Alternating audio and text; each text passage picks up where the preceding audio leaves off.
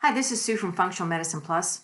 I know Nancy did a video on how to peel a banana, but the premise of that video was that bananas are good prebiotics. Prebiotics, let the word work for you. Pre means before, prebiotic. Prebiotics are foods that actually feed your intestinal bacteria. They've got to eat also. It may include bananas, the less ripe, the better.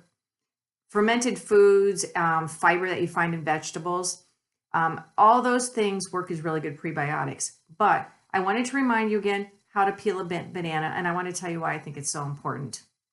So you have to get your banana, and typically we have been taught or watched people do it, peel it by going up to the stem end and sticking their fingernail in or a knife or whatever in and peeling it back and all down. And that's all fine and good, but have you ever actually tried to do it from the other end? If you stick your fingernail in there and you peel it right down, it's much, much easier. Now, the reason I bring this up is because I had the honor to meet a 91-year-old gentleman the other day who said, after he gave me a couple jokes, he said, "Hey, do you know how to peel a banana?" And I said, "Yeah, I think I do." And he said, "I'm going to tell you about it." And I said, "I think I might just have learned." And he said, you look at the brown end, much like what we just did, and you peel from there.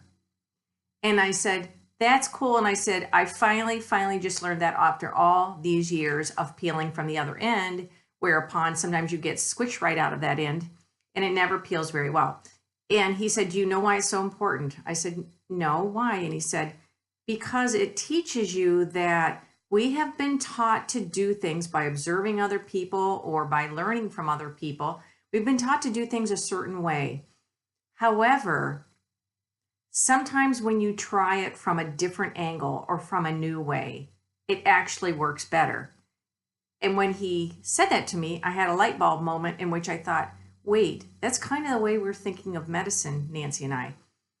We're always taught to look at a set of symptoms, try to pigeonhole them into a disease, and then figure out what to do about them. But now that we do functional medicine, and I think this is really the premise that we try to get across, this is what functional medicine is. What you're really looking for is, why did you get those symptoms? What caused you to get this variety of symptoms? Typically, you can trace it back to one or two easy little things that need to be fixed. Now, taking it a step back further, you might say, well, we don't even want to get symptoms. How do you not get symptoms? It's best to try to be as proactive as possible and to eat as organically natural and good foods, things that were grown and things that had heartbeats, I might say.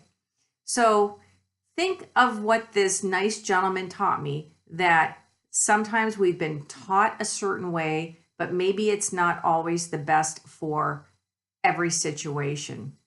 So that'll be some food for thought. And remember, when you eat a banana, try peeling it from the other direction. Bye-bye.